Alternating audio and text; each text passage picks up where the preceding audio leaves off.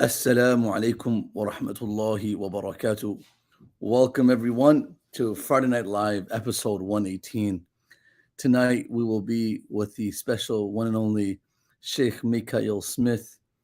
And before I invite him, I hope you guys appreciate my lighting, my plants. You know, it's like waraq al Jannah. It's like the plants of Jannah, except I'm not using them to cover my aura like Prophet Adam. But it's just delightful to be on, especially with Mufti Abdul Wahab not being here tonight. So all the spotlight is going to be on Sheikh Mikaeel and myself. I want to welcome everyone joining from all across the world. Sister Raghat, Sister Yusra, Brother Muhammad Zubair Mirza, Daffa, and Amina. Ahlan wa sahlan. Welcome. As you tune in from wherever you are, please type in the city, the country. I know most of you guys in America here were fasting half an hour, 1 hour ago. So excuse us for coming in a little delayed. It's just before, like right after Maghrib. I feel like I'm in the Ramadan feel again, post iftar. But I want to welcome you guys. There's Florida, United Kingdom, Ali, Aisha, Mukhtar. We will be in the United Kingdom, very kingdom, very soon. Cleveland, welcome. We have Sister Nusayba Abdi from Seattle. Subhanallah. We have Sultana Sheikh, Atlanta, Georgia. Welcome. Ahlan wa sahlan. Sister Tony Nadia Martinez from Arizona. Welcome. Basira Sayyid Mahmoud from Canada. Welcome, welcome, welcome. Punam Rahman from Chicago. Welcome, welcome.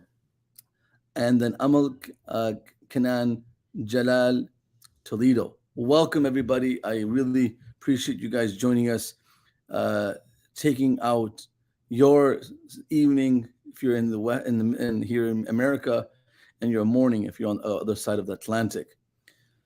Talk to me, guys. We have someone joining us in Jenkintown, Pennsylvania. We have someone joining us from Dallas. So your sheikh that will be joining us as a guest today is from Dallas, Texas. And then we have someone joining us from Indonesia. What time is it in Indonesia? So alhamdulillah, people are asking me where I am. That is a secret. We will find out very soon. Let's invite Shaykh Mikaeel, guys. It's time. Bismillah, Shaykh Mikaeel. Ahlan wa sahlan. Assalamu alaikum, Shaykh. Wa alaikum salam wa rahmatullahi wa barakatuh. How you doing? Look at that smile. You're looking beautiful. Oh, mashallah, mashallah, mashallah. It takes beauty to see beauty, bro. I'm just reflecting your nur, yo. With Shaykh, those how fake, did you? with those, with those fake plants you got behind you too. Ooh, this is what my neighboring community from the Bangladesh, they will use this to eat the pan. Like, That's not real. You know, It's not real, bro. it's like me. I'm not real either. You know, we fake it till we make it. Well, just like me, we get along very well. How are you, Sheikh? No. How you doing? Alhamdulillah, we don't get these big leaves in Michigan. We don't got that type of tropical light. We get a little bit in Texas, a little bit here. Yeah, you guys have a beautiful special experience in Texas. I was in Houston recently. I didn't make it to Dallas, but I was having extreme FOMO from watching what you and Mufti Abdul Wahab were doing, and travels across Baltimore and Philadelphia. I'm like, these guys are having a way good of a time. Then I scroll down on the stories on Miftaah Instagram, and I see Sheikh Abdul Nasser and Mufti Abdul Rahman. They look so good in picture. I don't know if they look the same in real times. They look so good. You know, if I was Sheikh Abdul Nasser's like wife, I would be like, Sheikh, man, you know, you gotta be careful. Cover it up a little. Cover up. You gotta hide that Yusuf beauty. You know. So Sheikh was looking good, and you were looking great, and people in Philadelphia said such high remarks, like always when you do your workshop, your classes. I didn't watch the reels or any reflections. I don't think Miftaah published it yet, but what was going on? Like I feel like I missed out. What was going on in Yeah. Columbus? So No, you were in Philadelphia and in where? In Baltimore. we were in Philadelphia and Baltimore. Yeah, man. Bismillah ar-Rahman ar-Rahim. So me and Sheikh Abdul Wahab, Mufti Abdul Wahab, we were doing a program on prophetic connections, kind of based on some of the concepts that are in my most recent book, When Hearing Becomes Listening, and talking about how to become better listeners of ourselves, first of all. So when we say that, we mean being able to, in other words, hear jealousy within yourself, anger within yourself, notice these things within yourself, number one. So that was one aspect. Then we talked about learning to listen to other people. We find that one of the great prophetic qualities is like the Rasul Sallallahu Alaihi Wasallam, his ability to listen to people, right? And so we talked about that, and that was a big topic, because a lot of people in our families, children, young and old, everyone, we don't get that sometimes, man. We want to be listened to, and we don't get that, right? And so we talk about that, and then we talk finally about listening to Allah. And so we talked about, how to develop what's called a transactional or give and take relationship when you read the book of Allah subhanahu wa ta'ala. So man, we had a great time. Your brother's a beautiful young man, mashallah, man. And so we had a great time together, mashallah. Not that you're not beautiful. I know you are, mashallah, mashallah, mashallah. No, don't say that. I really I feel a little insecure around him nowadays. But I I do want to say that. Did he behave? Was he like listening, or was he always talking? That's my other question about Mufti Wahab. He was always. Why am I thinking? He was listening. He was listening. He's a great listener. He's a great listener. It honestly, man, like, I wrote a book on the topic, but it's a struggle to actually be, present with other people, not in your own thoughts, not always thinking of what to say next, but just being there for people. And it's not always a setting like this where we're just kicking it, right? But we're specifically talking about times when people need a listener, And one thing, I'll share one thing with you, Sheikhna. So like, sometimes the speaker is actually speaking so that they can hear themselves, and having a good listener allows them to understand themselves on a deeper level. You feel me? Man, that's so profound. But see, and I have a friend, man, like sometimes he needs me to listen, and sometimes I need him to listen. You know what I mean? And half the time it's like, and I'll share something with you. There was Did you share this topic with your wife? Did she become a better listener too? My wife's a great listener. I think she helps me become a better listener. You know what I mean? Man, you're such a diplomatic husband. Amazing answer. Amazing. No, for real. I'm not saying it. I don't even see how many people is with us right now, which is good. To me, it looks like it's just me and you from my portal, but I'm assuming there's a lot of people listening in. So I'll be careful what I say. But anyways, I'm keeping it real, 100. Like, I think spouses all have aspects that they can accentuate and better in the other person. You know what I mean? And so, yeah, it's just about, seeing where you are weak and bettering, And so in that field, one of the reasons I wrote the book, honestly, is because I wanted to become a better listener. Wow. Honestly. So that's it, man. We had a good time, man. We, the communities were very responsive.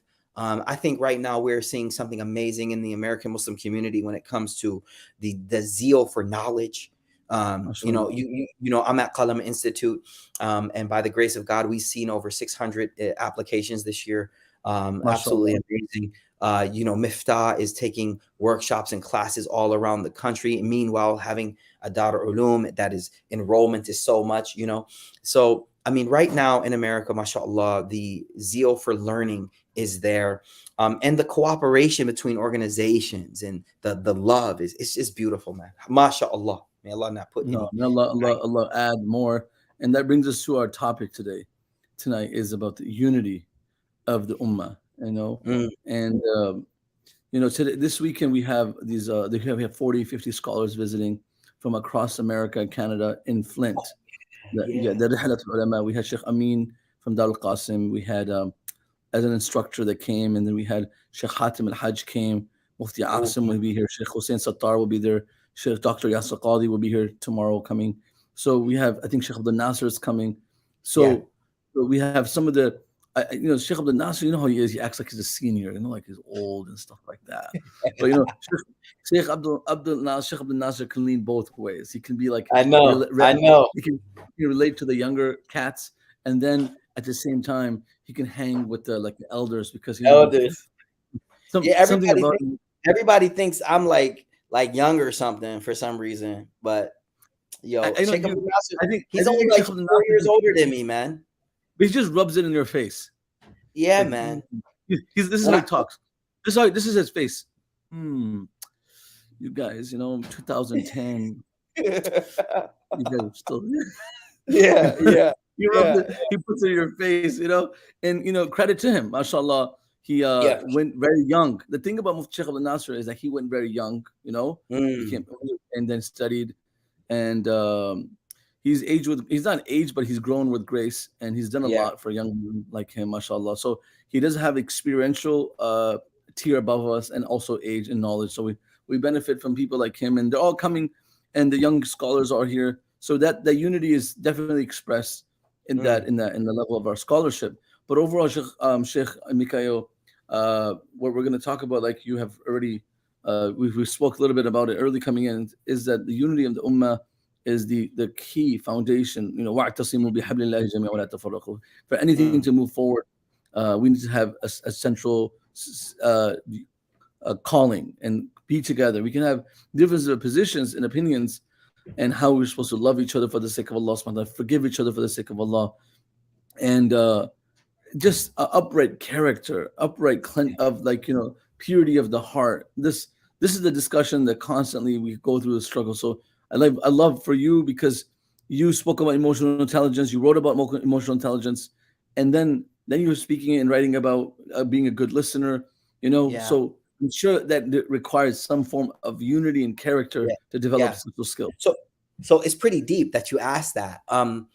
Because before you segued, I didn't see the connection, and now there actually is a very profound connection, because I did write about this in the book. So check this out. When two people are strangers, Sheikh, right, and especially when they're from different parts of the world specifically, and we'll talk about that separately, their fields of experience, the thing that they've gone through in life, are like completely separate. Okay. And so there's often no overlap between what they've experienced. And in order for us to communicate with each other, we need overlap, because that way I understand what you're saying and you understand what I'm saying. And so you were, raised in America, you grew up, here. So when me and you talk to each other, even though I converted when I was 19, um, uh, we understand each other because we both grew up here. You know what I mean? And the fact that we both studied the same, from the same mashrab, right? There's a lot more overlap. So, for example, I'm just using this as like a case study for us. Me and you, our fields of experience, there's a lot of overlap between them.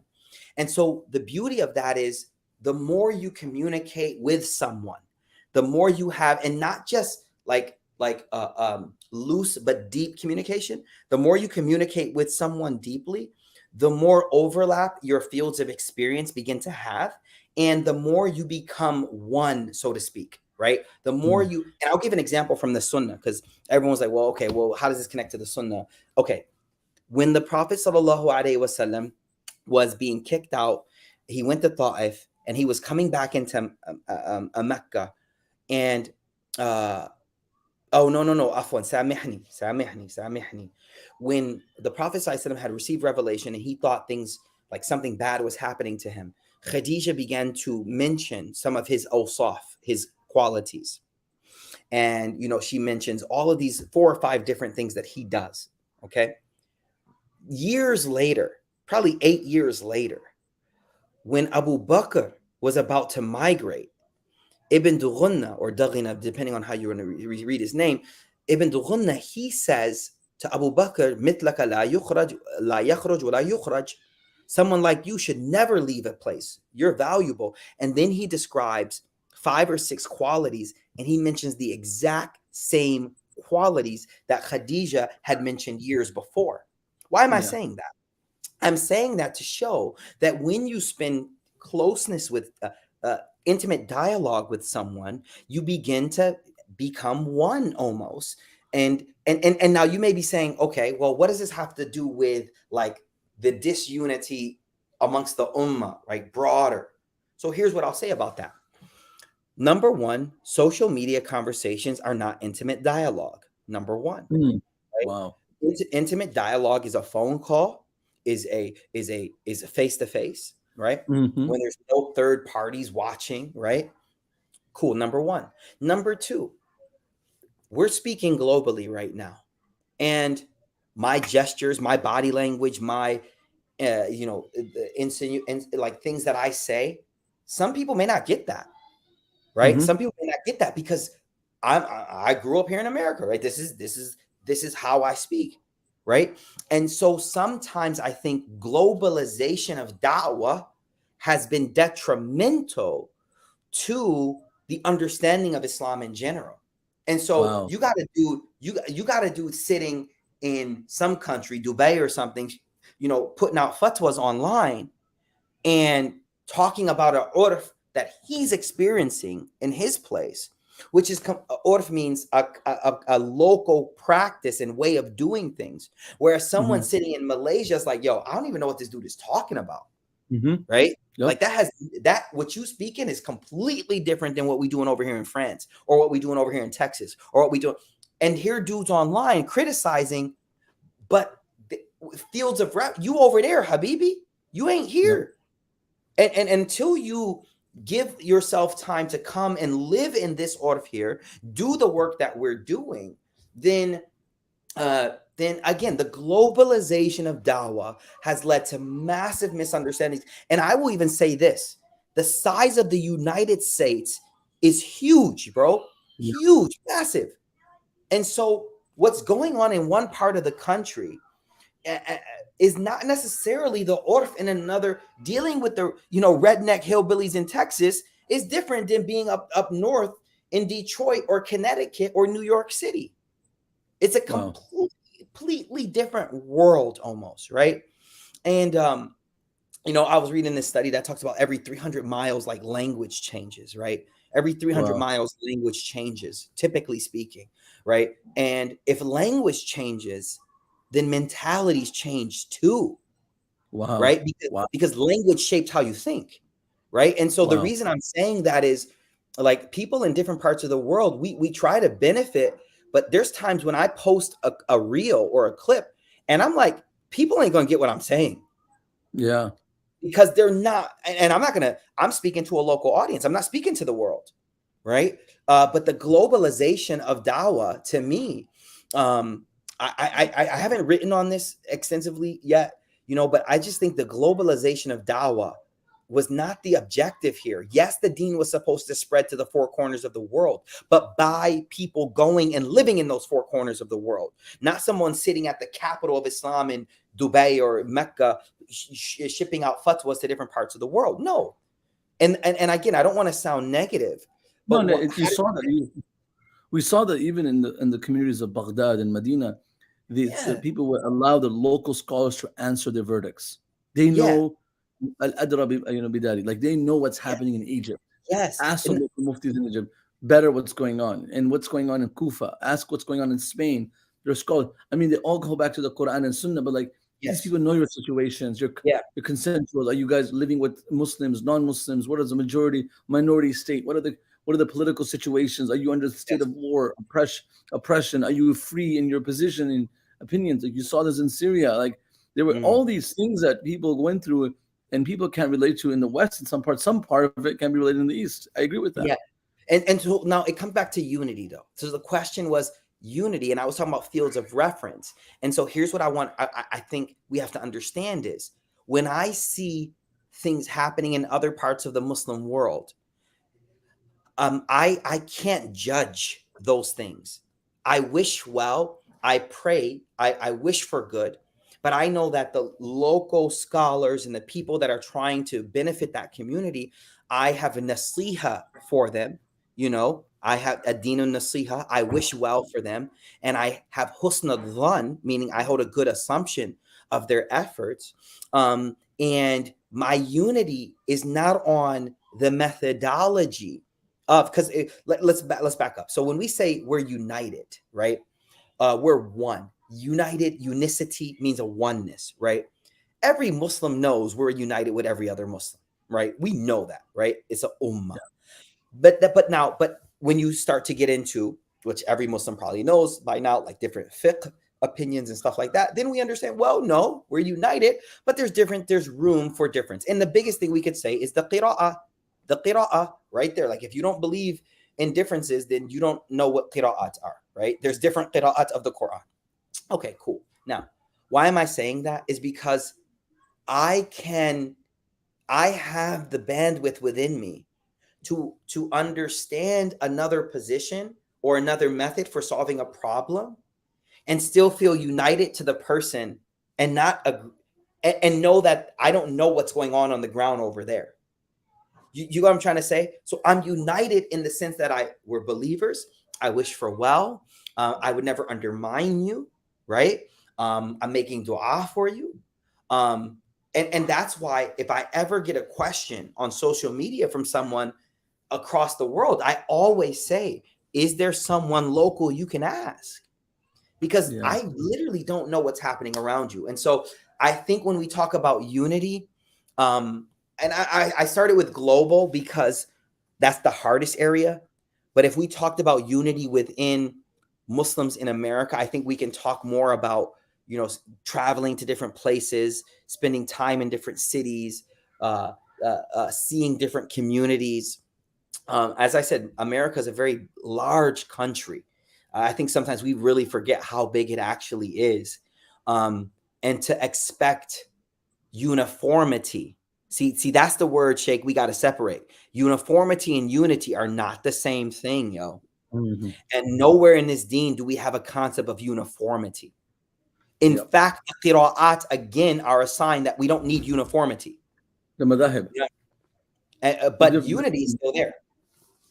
Yeah. Well, I don't think the scholars of the past looked at difference of opinion of a sign of disunity. Exactly. And you found that in the Sahaba and in the Ahlul Nas and Ahlul Athar, and in the story of Banu Qurayza, like Sahaba, opinion, where should we pray Salah? Make sure you pray Sallu Salat al-Asr, fi Banu Qurayza. Make sure you pray Salat al-Asr in Banu Qurayza. So there was a difference of opinion, but they were still united at every cost. Yes. And that's where I think in our communities, especially from a local and from a micro and a macro level, just from local level in Dallas, Michigan, in our local vicinities, wherever we are, what is the state of unity of hearts just in that community? And you can have hearts united in a home, then you can have the hearts united in a family. And if you can't have your hearts united in the family, then you definitely can have hearts united in that vicinity, like your community. Yes. And then, so the Prophet ﷺ worked very hard on doing this. And it's one of the hardest things to do is put people's hearts together where they're so connected that they're able to overlook their differences. So, and Allah subhanahu wa ta'ala tells the Prophet ﷺ, even this capacity with all the attractions and miracles and the success levels you have in your capabilities. See, the Prophet is always smiling. We have struggles with our smile. The Prophet is always forgiving. فَعْفُ عَنْهُمْ وَاسْتَغْفِرْ لَهُمْ وَشَاوِرْ. He was a source of mercy. وَمَا أَرْسَلْنَاكَ إِلَّا رَحْمَةً لِلْعَالَمِينَ. Jarir ibn Abdullah al-Bajli says, مَا رَأَيْتُ إِلَّا هُوَ مُتَبَسِّمًا, always smiling. Giving comfort to youth, standing up for elders. The Prophet sent to perfection of character. This was the Prophet ﷺ. But at the same time, Allah subhanahu wa ta'ala says, even that all that natural character that you are blessed with is you says Allah subhanahu wa ta'ala says, ما أنفقت بين قلوبهم ولكن الله ألف بينهم. You can't unite hearts. لو أنفقت ما في الأرض جميعا ما ألفت بين قلوبهم.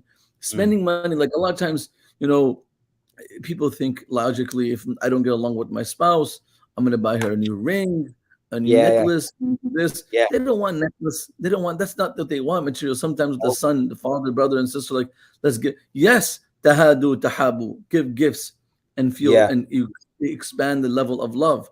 But that's not the reactionary to a situation where you're arguing. It could be, Yeah.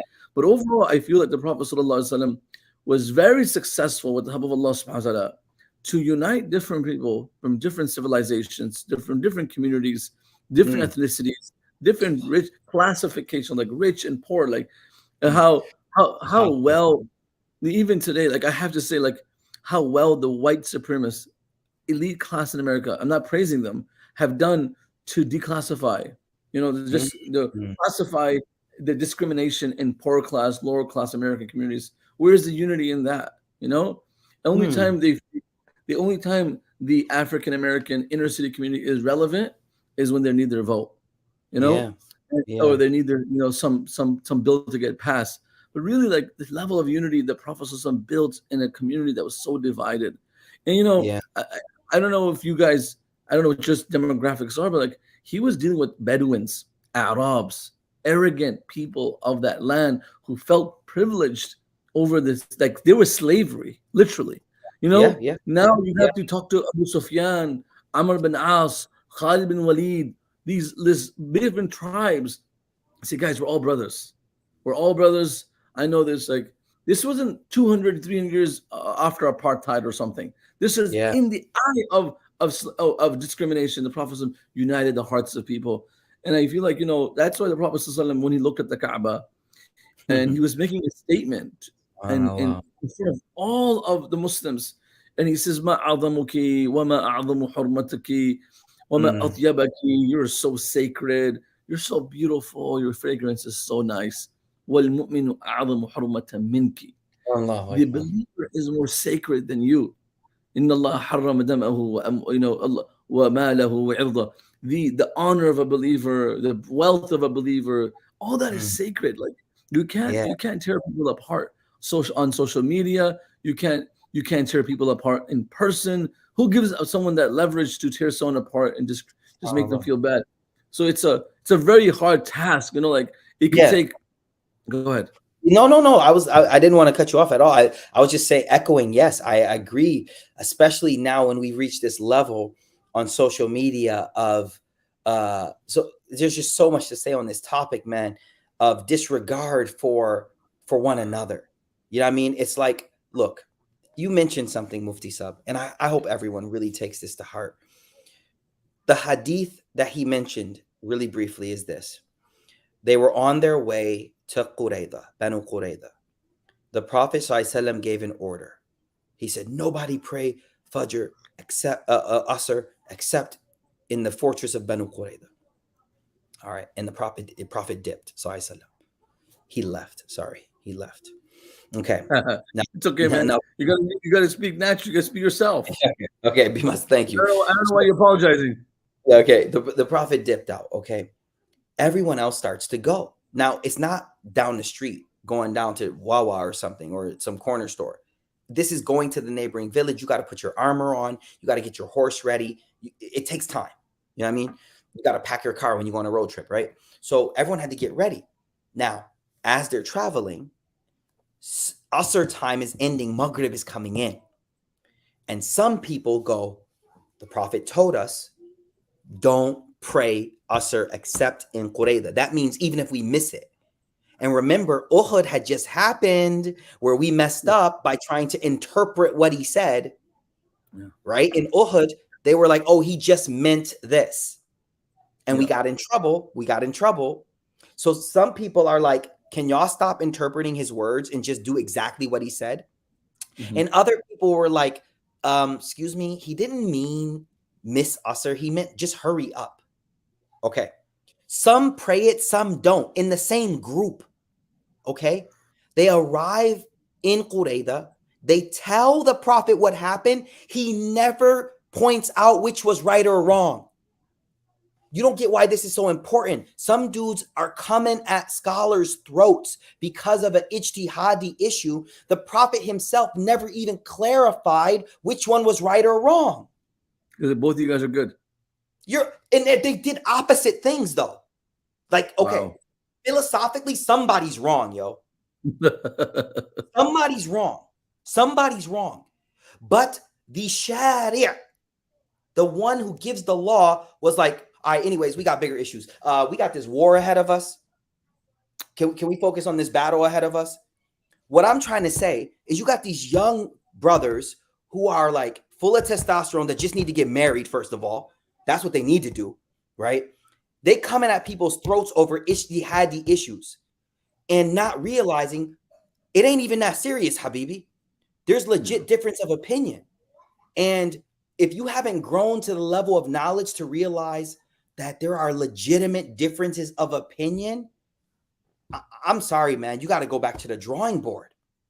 You got to go back, right? And that doesn't mean, and all, I know what the comments are going to say. Amr bin Ma'ruf, Amr bin Ma'ruf.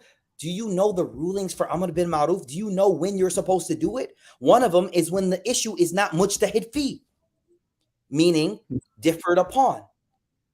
If the issue is differed upon, you can't correct a wrong there because the person is not wrong.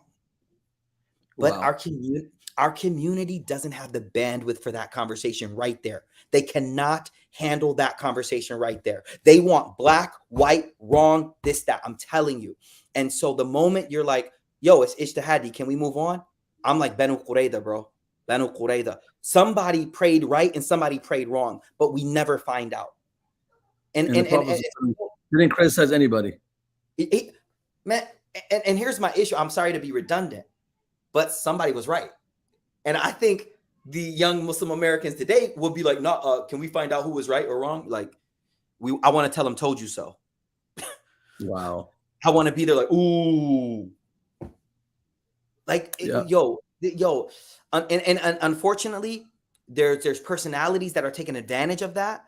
And those of knowledge understand the depth of. Imam Ghazali said, I've reached a point in my knowledge that I very rarely see someone doing something wrong. Wow. Man, it's young bucks, man. They're not, and I know they mean well, but if they just you're triggering me to bring my Ibn Majah here, right? Yo, I teach Ibn Majah. Just yeah. I want you to continue. I want to share a line from Ibn Majah. One second. Go. Please find it. Pull it up. He put me on the main screen. I mean, a lot of people from around the country would know, like, just the level of rhetoric online against scholars. Oh, they're doing this wrong. They're doing that wrong. People in other countries may experience it in their own capacity. But basically what I'm trying to say is, yes, there are things that are qata'an haram, like undoubtedly, and there are for sure halal, but there are some issues that are differed upon. And this example of difference of opinion arrived at the time of the Prophet ﷺ, and the Prophet ﷺ did not take the time to clarify this particular one. I feel because there was a bigger issue. We were literally about to go to war, and here they are arguing about who prayed right? Some were interpreting his words literally, some were taking them metaphorically, right? But the fact is, they were united. Some prayed, some didn't. Literally, some people were like, no, I'm not going to pray, right? And some were like, no, I'm praying. And besides that, what he did is he just moved on, and that we never got clarity. We never needed. See, I don't want to say got clarity. The Prophet never felt the need to point out who was right, who was wrong. And we know as a usuli, the Prophet ﷺ, one of his tasks is he could not stay quiet on things that had to be talked about. Sallallahu alaihi wasallam. Why am I saying this? Is that some people are arguing and disuniting the community over issues that are differed upon. There's no one answer to that thing. But the way it's presented is as if, oh, there's only one answer. If it's not this, then you've gone against the Rasul. It's like, come on, man, you got to grow in your knowledge, right? And so I don't know where Mufti went. He left me alone on Friday Night Live. I think this is the first time this has No. I'm saying, you made me go to. I got you hyped. I got you hyped. Yeah, I hate opening the books and on live sessions, because I feel like live sessions should just be natural and just go on with it. Do it, bro. You really triggered me. And the position of how it's supposed to be, people should follow their local scholars. People know the situation better. And in the Ibn Majah, in the end of Ibn Majah, there's a very beautiful commentary written by Muhammad Rashid al-Nu'mani rahmatullah alayhi, this Please, this please. this research paper on this, and he does this on Sunan ibn Majah, one of the Sahih books, and he says, وأنه إذا اختلف المذاهب الصحابة والتابعين في المسألة, when the difference of opinion between the position of Sahaba on an issue, فالمختار عند كل عالم, in the agreed upon position on by all scholars, is مذهب أهل بلده Oh, وشيوخه. It's always going to be the position of the scholars of that city. yep. لأنه أعلم بالصحيح من أقوالهم من السقيم. They know what the Sahaba said in those cities, because Sahaba went to diverse different parts of the world. وأوعى للأصول المناسبة لها والقلب أميل إلى فضلهم وتبحرهم. And now you Mm, know these scholars, these Sahaba, they went to Iraq, they went to Syria, they went to Egypt, they went to Africa. mm. People know what they brought. They have the loyalty to them. So you find later on in the times of kings that they wanted to bring that word that you use, Uniformity. uniformity. Thank you. They try to do uniformity, and it was never meant to happen, even in Nope. academic and scholarly positions. When Hajjaj, ولما حج المنصور, when Mansur, Mm, one of the Abbasi Khalifa, did Hajj, and he came to Imam Malik and he said, قد عزمت أن آمر بكتابك هذه التي وضعتها فتنسخ.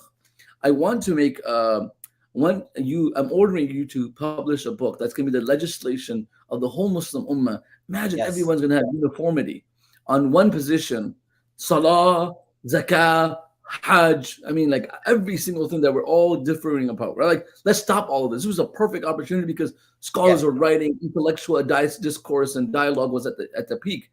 And then he says, ثم أبعث في كل مصر من أمصار المسلمين منها Yep. نسخة. And I choose to send in every single city from the Muslim community one copy of what you have written as a final verdict on Islamic law. Mm. وآمرهم بأن يعملوا بها فيها. They want everyone to practice this. And he goes, and then Imam Malik, the Imam of Medina, such a great scholar, who would criticize, like a lot of times, like people should follow my opinion. I mean, who would criticize Imam Malik? And they go, Ya Amir al-Mu'mineen. He goes to the leader, he says, no, don't do this. لا تفعل هذا. فإن الناس قد سبقت إليهم أقاويل. People, scholars of Sahaba already came to those cities. They learned from the Prophet and they took it to the communities. وسمعوا الحديث. They learned the knowledge of hadith. ورووا روايات, and they heard the narrations. وأخذ كل قوم بما سبق إليهم. Ibn Yes. Masud went there. Now I'm basically saying, as Imam Malik, the Ibn Masud was wrong in Kufa. Yep. You Yep. know, how am I going to do this? Why am I Oh, going wait, to hold on. say? Yo, Sheikh, I think we need to I need everyone to understand where you're at right now. So Go ahead. Amir al-Mu'mineen says to Imam Malik, I'm going to take your book, you, and I'm going to make your book the one law for everyone. Imam Malik says no. So first of all, the humility and can you imagine? It's like, oh, my book? Like, okay, cool. But he goes, no. And then he says, what you just read, this, I just want to make sure I understood it and everyone else in the process. He goes, Sahaba before, because he's not Sahabi. He goes, Sahaba already went places and people have learned from them. If you try to take my book and shove it down their throats, that's what you'd be doing. Yep. Then you're causing more fitna. See, a lot of people think that it should be only one uniform. What we're trying to teach you tonight is that by design, it's not supposed to be uniform because everyone is different. America ain't Malaysia, Habibi. You know what I mean? Like, I'm sorry. We're not you. You ain't us. It's all good. And there's nothing wrong. That's beautiful. Right? And again, if someone doesn't agree, all I'm going to say is, which qira'ah do you recite? Warsh or Hafs? That's all I'm going to ask. Yeah. Because the fact that we have different recitations shows that Allah is accommodating for our diversity.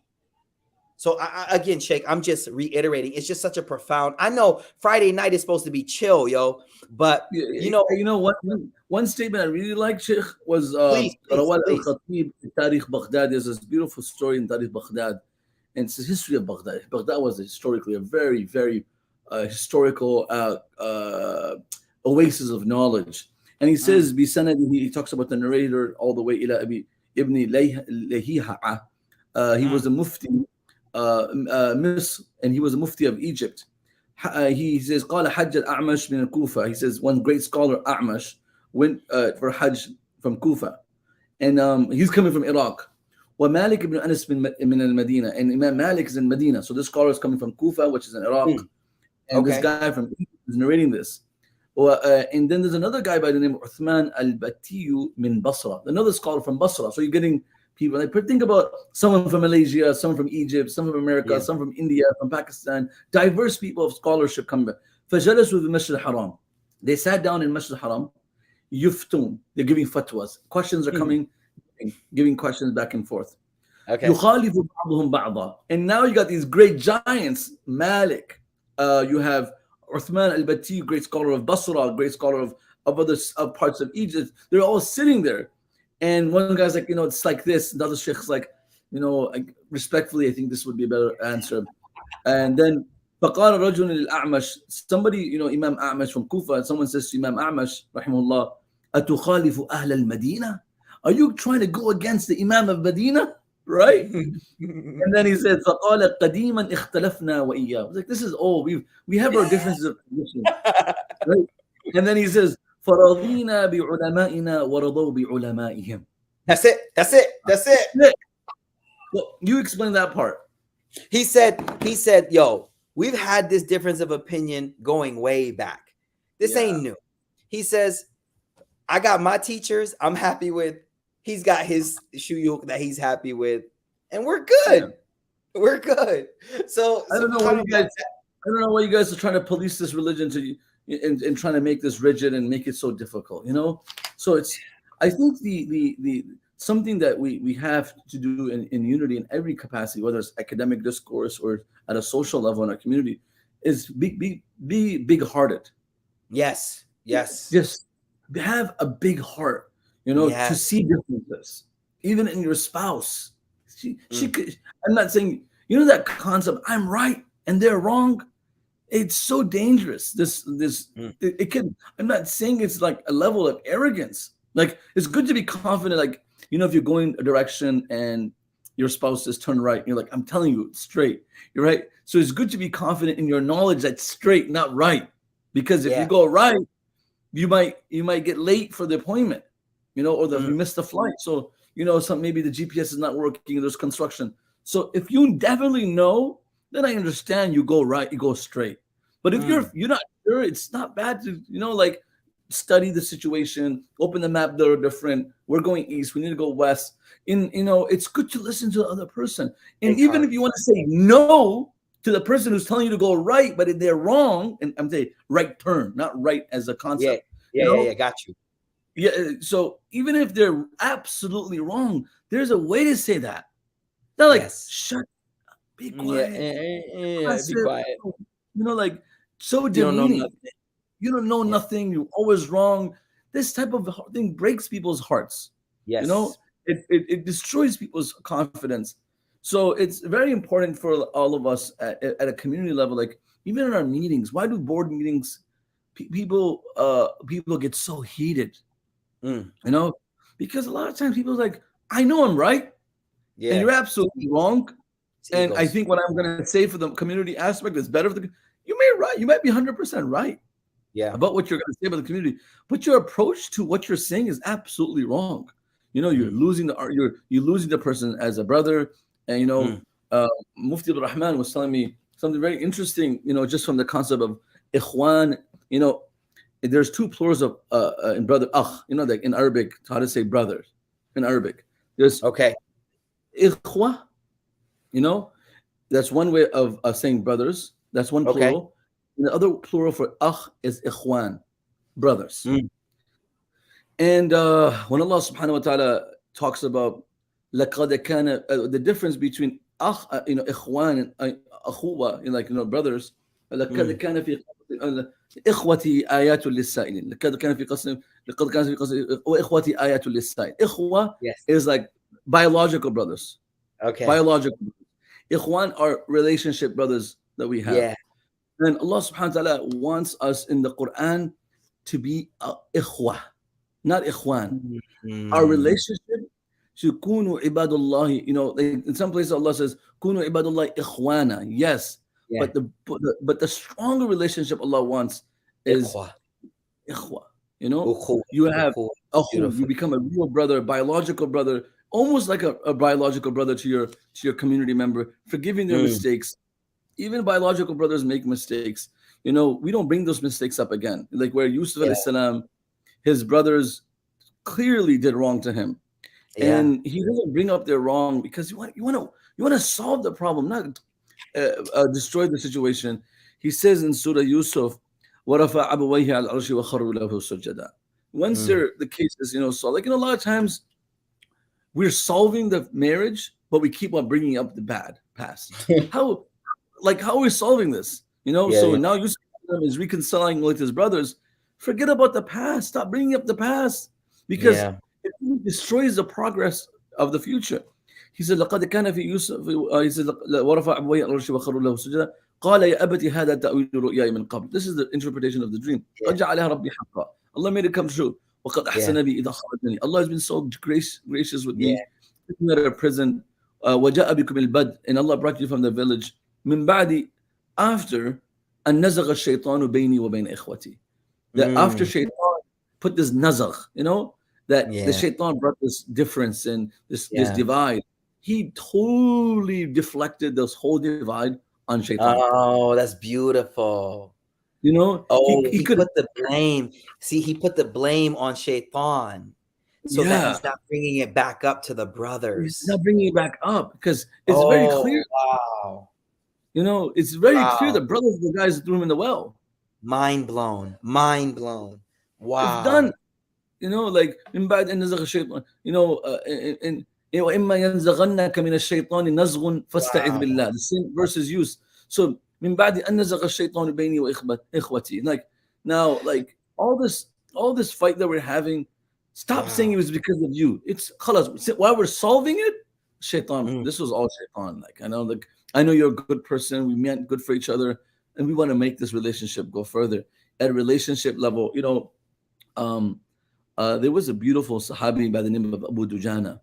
Abu Dujana radiallahu anhu was the same person the Prophet said, "Man ya'khudhu hada as-sayf bihaqqi." In Yeah. Uhud, like who's gonna fight and fulfill the right? Like who's really gonna defend the Muslims today? Right? Yeah. When he was Yeah. giving him the sword, he's basically like, who's ready to take the arrows for us? Yeah. Right? Yeah. Who's ready Yeah. to take the arrows for us? And so Abu Dujana, he said, two people raised their hand, Zubayr and Abu Dujana. And Hmm. Zubayr is related to the Prophet, it's his cousin, and the Prophet ﷺ gives it to Abu Dujana. And then the Okay. Prophet says, "This is what you should do." And he grabs a red rag, Yeah. he ties his head, and he kind of flaunts in the public. And the Gangster, Prophet, yo. Gangster. yeah, Oh, exactly. It's a crazy walk. He walks so arrogant. Like, yeah. I'm not going to say how he was walking. You can say how he was walking, you know? You know, you know, you know? And Yo. and literally in the Prophet ﷺ said, "Inna hadi al-mashi yughbiduhu Allah fi illa fi hada al-mawtin." Yeah. This type Yeah. of walk, like, yo, what's up? I'm gonna, beat you up. Allah I doesn't like like that. that. It looks know? like you did that in the old days, yo. You got that down, bro. I got my jahiliyyah days. It looks like either you've been watching too many movies or something, bro. That came out smooth. I woke up in a boarding school at age of 10, 9, 7. All right, I don't know what my jahiliyyah days were in Buffalo or in Canada or in Chicago. Those. I mean, you learned that somewhere because that came out good. Anyways, go ahead. But definitely, I raised around Detroit. We can't separate ourselves from our roots. So like you have that, and he's just coming out like just so haughty, so arrogant. And the Prophet said, "This is acceptable now." He goes, "This man who the Prophet trusted to defend the community, on his deathbed, he says, someone walked into his room and he was smiling. Like usually when someone's dying, they're crying. I don't think I have enough to go to Jannah.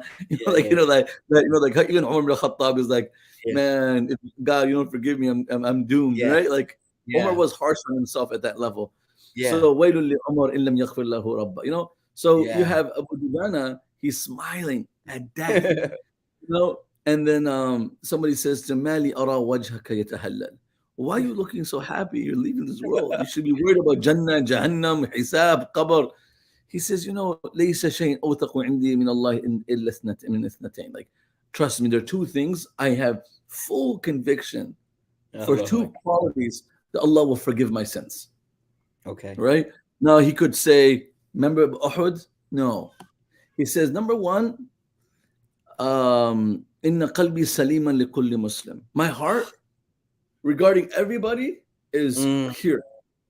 I just don't care about what they say. I forgive them. There's a part of I don't care. I want to fix that sentence by saying, because yeah. It can come a little arrogant. Like I don't care what they're saying. I don't care what they're. But then there'll be a person you actually care about what they're saying, and it will hurt you. So that's not what we want. We want that whoever you care about, you forgive too. So he says, my heart's clear about anyone that says wrong to me. And the second thing he says, لا أتكلم فيما لا يعني. I never interfered in a matter that was not my business. Allahu Akbar. He said, I'm going to Jannah for this. I'm going to. And it all comes back down to what you said about Prophet sallallahu alaihi wasallam and Abu Bakr as-Siddiq, Khadija, and Dughna or Daghina says all comes down to that, because we can have a lot of worship, we can have a lot of fasts, we can have a lot of that, but the character, the unity of the heart. I always say the art, rigorous ibadah, or like speeches, or hijabs, or turbans, may bring people closer to the masjid, because I'm not saying that's the only way, but our character will keep them there or make them leave. The way we behave would react. So amazing. It is. I want you to say something, because Shaykh, yo, check this, man. I was recently reading a book. I forget the author's name. I just finished it. This psychologist. And this was one of the reasons I wrote on listening, when hearing becomes listening. Listen to this, Shaykh. This is going to blow your mind. This psychologist, she says that it's almost impossible to hate anyone who you listen to empathetically and deeply. Wow. Meaning any human being who you listen to closely and actually feel where they're coming from.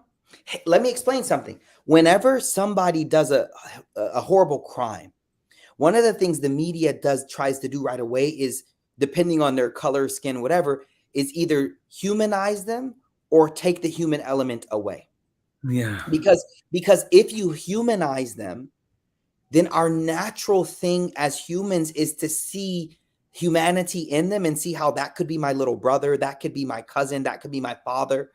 And so she said, any human, you take the worst human being on the planet and you actually listen, like, tell me why you're saying that. So explain to me where you're coming, and actually care, you couldn't hate them. And so the process of getting, and this is what they do in military, everything, they dehumanize the other. Because when the other is not a human anymore, then it's just something I can murder, I can kill, I could backbite, I could do whatever. And so when some of these scholars are saying, why didn't you call me? Now check this. This is crazy. You ready? Yeah, I'm ready. Somebody's saying, why didn't you call me and talk to me? And the other person goes, I don't need to talk to you. Wow. I don't need to talk to you. If you realize, I just want to be human to you, Habibi. I want you to understand me and I want to understand you, but you don't want to humanize me. Wow. You don't want to, you want to keep me as something else.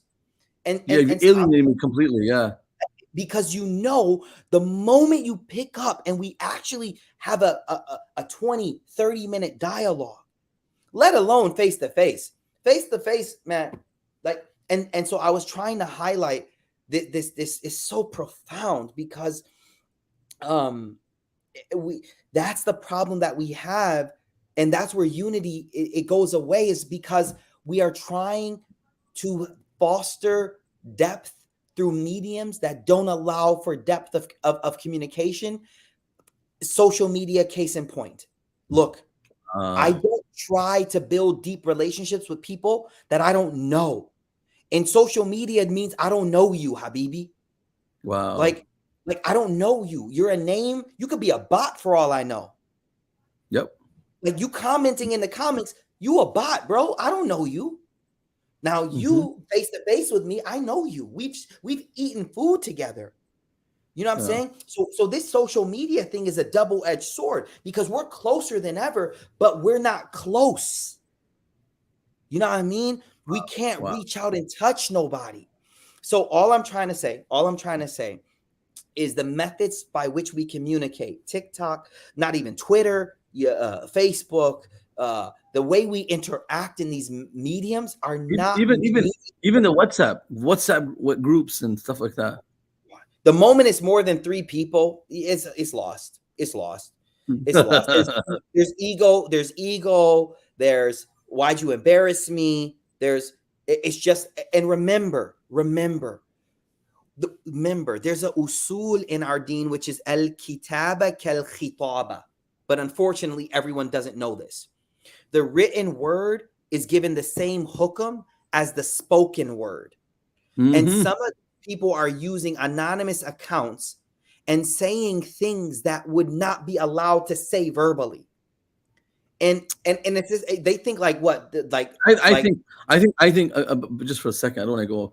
I don't want to be vicious about it, but they're just that type of language is cowardice. Just extreme. It's just coward. Like, when is it being a pathetic person, right? And then you're a coward and you're pathetic. I mean, you should I don't know what to say. Honestly, it's really late. I mean, what to say? I'll tell you what to say. You, with all due respect, I'm not saying this as a pejorative. This is not a curse, but they need to get a life. And what I mean by that is actually start doing stuff.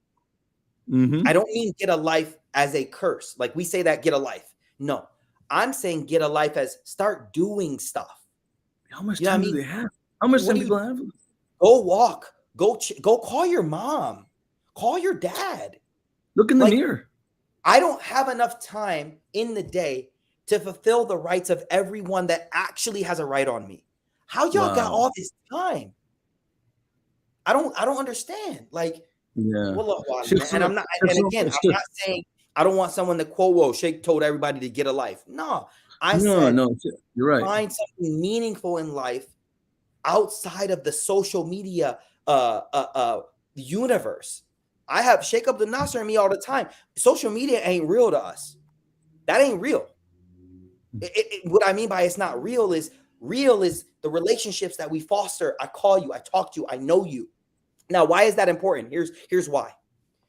Does the human being have the bandwidth to hold intimate dialogue with an infinite number of people?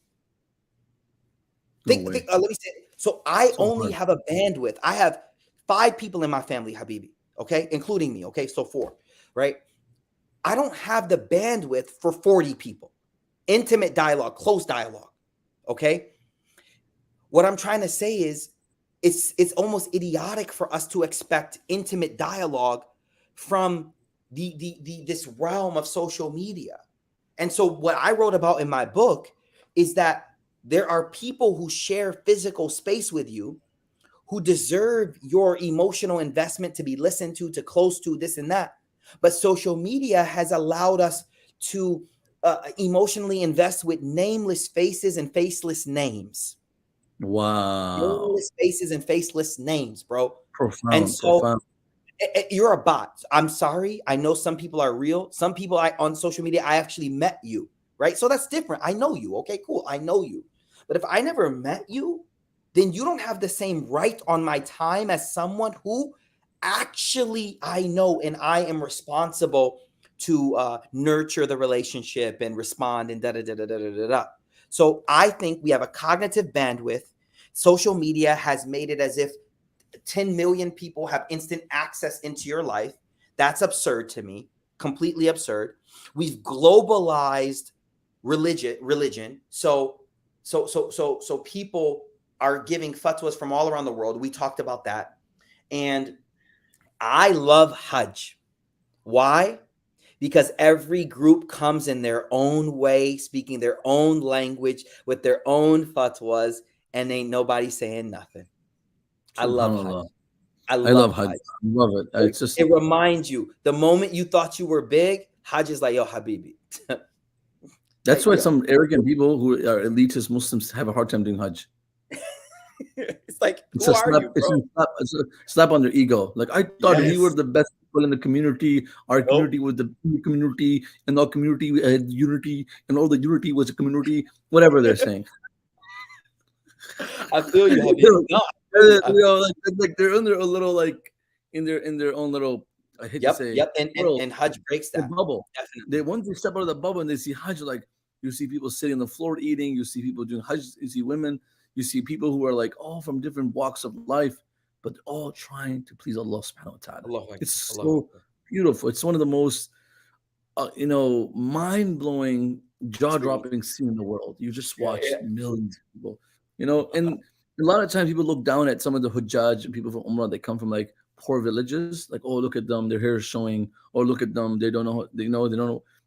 I said, SubhanAllah, like you don't know what cry of theirs is better than our worship. What we don't Mm, know what supplication, what state of heart of theirs is mm. better than our rigorous worship that we know Allahu all the Akbar. words, all the du'as. They're just repeating, but you never know. They're even in You their never know, repetition, bro. sincerity. So it's beautiful, and it's a perfect way to conclude the session. But Sheikh Mikaeel, you really had me on the edge of the seat the entire time, and I Oh, never get up to grab a book. And fortunately, oh, I lost it. I can't hear you. Oh no. What happened? Oh no, I lost him. Did you guys lose him too?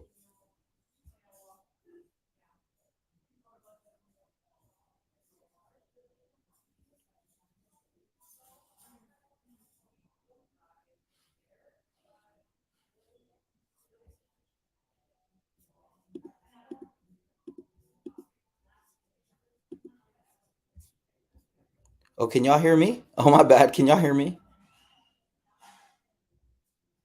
Oh, oh, my bad. Yeah, I guess he was saying we had a great session today. He's paused on my side too. MashaAllah. If we get a screenshot of that, I will definitely troll him with this picture. But it's all good. I guess I have to wrap it up, but I'm the guest, so this is kind of interesting. Allahu alam. All right, guys. Jazakumullahu khair for joining us. We had an amazing session today. Someone asked me, let's talk about when Know Thy Enemy is coming back. Yes, my Wednesday night halaqah will be starting in 2 weeks, inshallah. So really excited about that too, inshallah ta'ala. Support Miftaah, support Qalam. It was great spending some time with you guys, inshallah ta'ala. May Allah accept from us all, inshallah. And I am going to say salam alaikum. All right, guys. All right. Salam alaikum wa rahmatullahi wa barakatuh.